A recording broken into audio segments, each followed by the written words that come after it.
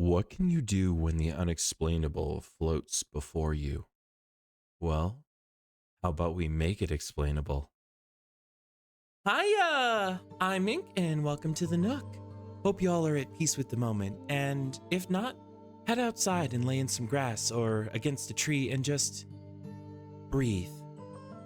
It'll help quiet the mess that can build up in the mind. So, welcome. This is a series I call Dungeon Deck, where we make strange monsters and NPCs for tabletop RPGs, including a creature card with art, stats, ability names, and core phrases. Now, with that all out of the way, let's get started. Alrighty, this episode, we have a fun little idea from a recent post I saw asking about how beholders work, and realizing that it heavily relies on magic as an explanation. And I saw a coincidence of opportunities. I had this monster that looks oddly like a beholder and inspiration to make a version of that same creature, but with a more biological explanation. So let's make a remix of the beholder. All right, we'll start with the first and biggest question: food. How does this eat and digest sustenance to fuel its body? Well, you may notice already that I have not given the sketches for this creature a mouth to eat with, simply because it doesn't need it. Instead, it engages in external digestion. Much like fungi, spiders, and sea cucumbers, this creature will digest things by excreting stomach acids onto its meal. In this instance, it will do so through the suckers on the tentacles. Then, once the meal is nice and soupy, this monster will slurp everything back up into its stomach to absorb the nutrients. Of course, there will be plenty of waste to expel. And since this creature has a whole bunch of tentacles, one or two of those can take the place of the intestinal tract and anus. This sort of digestive system can save a lot of space in the torso for a particular something I want to put in there. And as for saving space, this eye seems so large that it would fill the entire torso's volume if we weren't doing something particular. You see, this eye could be semi-spherical instead of the full ball that humans have. In fact, shrimps tend to have oblong eyes. So let's say that this eye is more like a hemisphere, and that would allow for more torso space for, again, that particular something I want to put in addition to taking inspiration from something that we will add to the abilities later on. So looking at what we've done, if we assume that this is about human or small horse size, there's a lot of space in that torso. More than enough for the heart, lungs, which are hooked up to another pair of breathing tentacles, small stomach, kidneys, and liver. So what else would take up so much space as to compress those organs so small? What have I been building up to this whole time? Well, how about a brain? We've already seen humans get such weird adaptations to just support increasing skull diameters. So let's just say that this creature instead compressed the other organs. Makes sense to me. Okay, this creature as it is now makes sense. But what could lead our Beholder remix to be what it is in universe? Like, what did it come from? Why did it evolve this way? Well, let's take the current biology and work backwards. We have a dense torso with a huge central eye, tentacles, legs, and hooves. So let's explain each of these parts. The original ancestors could have lived in a damp, cold environment, so the original creature would evolve to have a denser, more compact torso to help make body warmth more efficient. It would only keep the internal organs and legs warm. Then the tentacles can stay cold and relatively still until needed for hunting or digestion. Then, these ancestors could have been in the dark, requiring that large eye to be evolved. Either those creatures were nocturnal, or the area they lived in didn't get much sunlight in general, like in thick forests. Or maybe it could be both. This could create that need for the larger eye and necessitate that the digestion system is simplified and pushed into the tentacles, leading to the evolution of also the external digestion system. Finally, the environment could have a number of complicated areas and unique opportunities for food, so that would necessitate a powerful brain, then compressing the eyeball into the eye hemisphere that we see in this creature today. They already came with appendages that support tool use, so evolving the capacity to efficiently employ those appendages seems like a no-brainer. Or, well, yes, brainer in this case. Okay, I think we've gotten far enough into the weeds to justify this creature evolutionarily. Let's just wrap it all up by explicitly stating its original environment. Cold, wet, dark with possibly thick forests and complicated areas. How about we say a swamp? That kind of environment fits all the criteria and tends to have plenty of freaky creatures already. So, this monster's ancestor could be evolved from nocturnal swamp dwellers. Alrighty, this remix of the Beholder feels much better to me. The biology makes sense, the evolutionary line works well enough, and we even figured out the environment that created this creature. Overall, this is a much more grounded, justified monster that makes sense as a living, breathing being. Now, if you're enjoying this creature and want to see more like it, slap one tentacle on the like button and another on the subscribe. I also have another video where I go into this type of biology-based remix, but for mimics. A link to that in the upper right corner. But leave this video going when you go to watch that. I need the engagement. Speaking of engagement, let's go to the comments question. What D&D monster is in the most desperate need for a biologically sensible remix? My answer, of course, is the Beholder, the very reason I made this video. But I'd love to see y'all's answers. Let me know in the comments below. Now, let's pull out that creature card and start filling it in.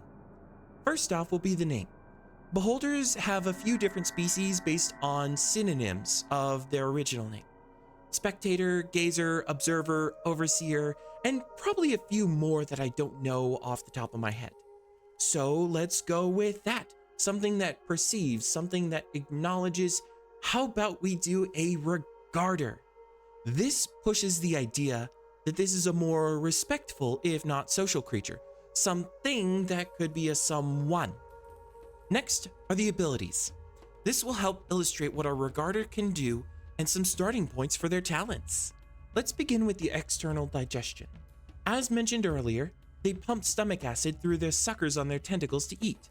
So let's go for acidic secretions. This could be something like a natural weapon, but it wouldn't do direct damage. Instead, it would set up a stacking damage over time as the target would begin to be digested by the stomach acids. Next will be their vision. That giant eye has to be for something. Remember the shrimp eyes mentioned earlier for their shape? Well, let's pull out another property of those eyes. Polychromatic photoreceptors. Essentially, this says that there are a bunch of different types of light sensors in the eye. That allows shrimp, and in turn our regarder, to see into the infrared and ultraviolet spectrums of light. Maybe even further into the microwave and X-ray ranges? It doesn't mean that they'll be able to see through everything and heat up their food just by looking at it. However, peering through thin walls made from paper or straw could prove rather useful. Finally, let's make use of that big brain of theirs, as well as a classic property of beholders, the eye ray. Of course, let's put a little twist on it. Instead of having a bunch of different options, one for each eye, it all comes through this central eye. But they can channel any known spell through that eye as a ray. For example, Ray of Fireball is a laser that explodes like a fireball when it hits the target. Ray of Cure Wounds shoots a laser that heals people. And Ray of Disguise Self turns into Ray of Give That Dude Over There clown makeup. Overall, these abilities further the goal of making a beholder into a more grounded creature. while maintaining the spirit of the original monster. Also, these abilities help open up possibilities to use regarders as either NPCs or even an option for players. Okay, let's move on to the stats. We'll be using the D&D 5th edition stat spread, but the numbers will refer to the modifiers instead of the stats themselves. Also, since this is something closer to a lineage than a strict monster, I'll build with the most typical version of a regarder, but feel free to mess around with the stats to fit whatever character you want to make. Strength. Tentacles, especially ones with suckers, tend to be pretty strong, and regarders follow this trend, especially since grappling something to digest it is an important part of their feeding strategy. Constitution. Regarders need to be able to withstand their own stomach acid if it's to travel down their tentacles into their meal, though they don't tend to be that beefy otherwise. 1. Dexterity. 2 cloven hooves are not great for particularly agile moves, even if they have the tentacles to help balance. -1. Intelligence. Regarders have massive brains and tend to find themselves with an interest in magic. 3 points. Wisdom. That huge eye has to be for something. 2. Charisma. As a whole, these folks tend to be polite but not super outgoing when around non-regarders. It's kind of hard to do when they don't have a mouth to speak with, and most folks in the world don't tend to learn signed common, though these regarders get along great with the deaf and mute populations of the world. 1 point. These stats give an all-around average experience of regarders. As a group, they tend to be more magically inclined and work well with academics, though there are plenty of wrestlers and foresters amongst their ranks. But it's hard to find too many regarder acrobats or thieves, and while they can't make friends with everyone, those who know signed common will find great allies and companions. Finally, we have the core phrases. These are a set of statements or questions that help characterize monsters and guide DMs on how to play these creatures in a unique and interesting way. As with the stats, this is closer to a cultural, stereotypical, or general view of regarders. Individuals will be different. I like being on the sidelines. There are few regarders who try to be the center of attention. It's hard to ignore someone with a bunch of tentacles and a giant eyeball, but if they can, they'll try to blend in with the crowd. Happiness is in daily progress. Regarders don't tend to get on board with raucous parties or big celebrations, but instead find the moments where they reach a milestone to be very satisfying. Maybe it's finishing a book, mastering a new spell, or reaching a personal best in weightlifting. Regarders tend to find these moments to be the best parts of life. All who sign are friends. As a mute species, it's not uncommon for communication issues to arise. Usually, this is fixed by a magic mouth or message spell, but those are always tiring. So finding someone who can understand their sign is always welcome. Only in their homelands can regarders reliably speak to everyone. These core phrases help characterize an interesting people who are heavily affected by their biology. They give a quiet, serene vibe that creates a stark contrast against their loud appearances. Taking the regarder in a whole, we have a huge contrast between it and the original beholder. Instead of this monster that at best serves as an evil mob boss with an unexplainable biology and eldritch powers that seem to stem from said biology, we have a people who come from the dark swamps and evolved to adapt to their environment. They are quiet, respectful, and talented in magic. Though now that they are entering into greater society, they face their own challenges analogous to many of the disabled communities from the real world. So, feel free to place these into your worlds and see what your players think of these fascinating people. Maybe they'll even want to play as a regarder. And alrighty, that is that. This was a wild video that I didn't expect to end up this way. Though I suppose that's what I get from remixing the strangest monster in D&D. Still, I hope you all enjoyed, and that if you want to watch more like this, check out the end screen vid where I take the mimic and turn it into a true ambush predator.